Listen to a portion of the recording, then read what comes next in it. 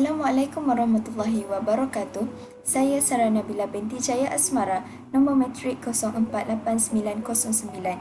Subjek Sejarah Perundangan Islam SYA 11702. Pada kali ini saya akan menerangkan zaman pemerintahan Abu Bakar As-Siddiq. Biodata Abu Bakar As-Siddiq, nama sebenarnya ialah Abdullah bin Abu Kufah, berasal dari Bani Taim, iaitu keturunan dari Arab Quraisy.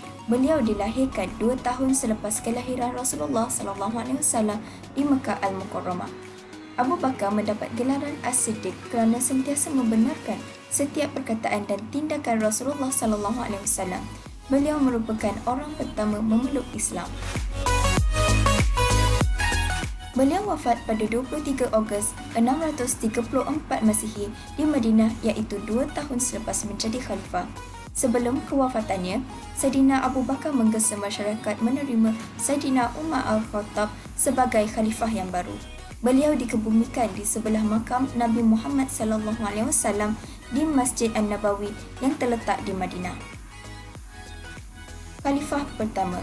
Selepas kewafatan Nabi Muhammad SAW, sebuah majlis iaitu Majlis Syura yang dihadiri oleh golongan Ansar dan Muhajirin ditubuhkan untuk melantik seorang khalifah bagi memimpin umat Islam. Hasil daripada perjumpaan itu, Saidina Abu Bakar dilantik dan menjadi khalifah pertama umat Islam.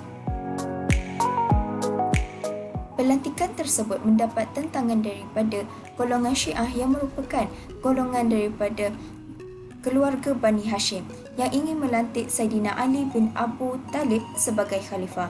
Ini kerana Saidina Ali merupakan menantu dan sepupu Rasulullah SAW. Tentangan itu tamat selepas Saidina Ali membai'ahkan Saidina Abu Bakar. Sumbangan Abu Bakar As-Siddiq.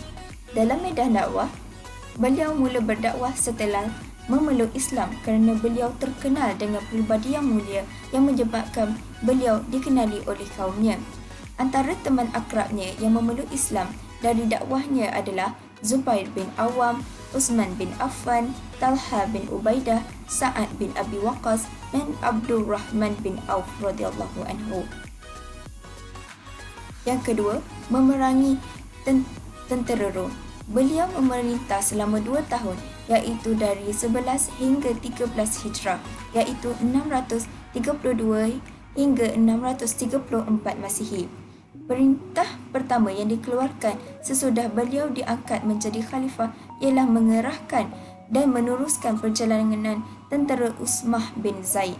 Pasukan Usamah ialah pasukan yang telah disiapkan Rasulullah untuk menggempur barisan tentera Rom di perbatasan utara.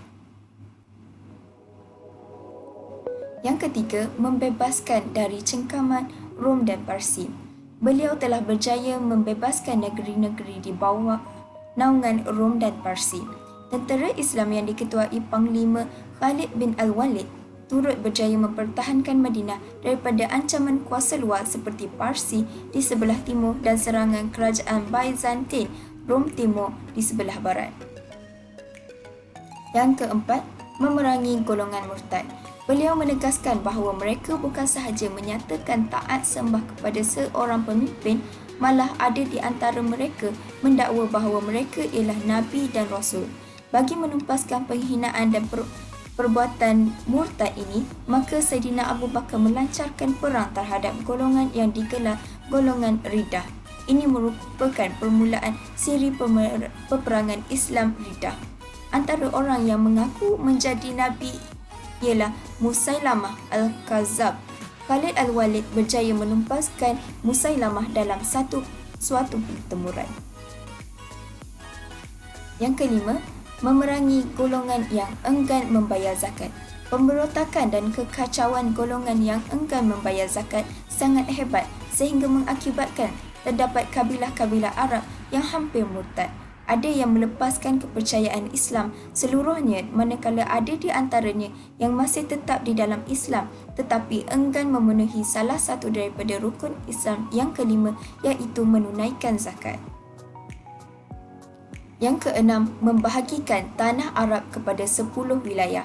Beliau turut berusaha untuk melicinkan lagi pentadbiran kerajaan Islam dengan membahagikan lagi tanah Arab kepada 10 wilayah iaitu Mekah, Taif, Yaman, Al-Jund, Alwan, Bahrain, Jash, Zabid, Hadramaut dan Nijran. Dalam dasar pemerintahannya, beliau turut melantik seorang amir atau ketua untuk mentadbir wilayah-wilayah tersebut. Yang ketujuh, memperkenalkan sistem bayaran gaji kepada tentera. Beliau memperkenalkan bayaran gaji untuk tentera melalui ghanimah atau harta rampasan perang. Malah, undang-undang tanah seperti bayaran cukai al-kharaj atau cukai tanah dan jizyah atau cukai perlindungan bagi orang kafir.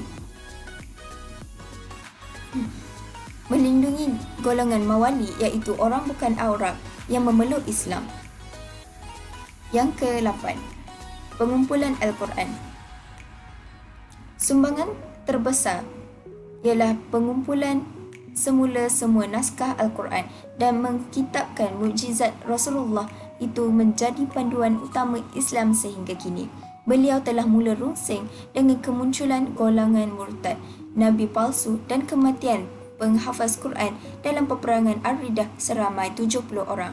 Beliau telah mengarahkan Zaid bin Thabit supaya mengumpulkan semua tulisan ayat Al-Quran serta menyalinnya semula.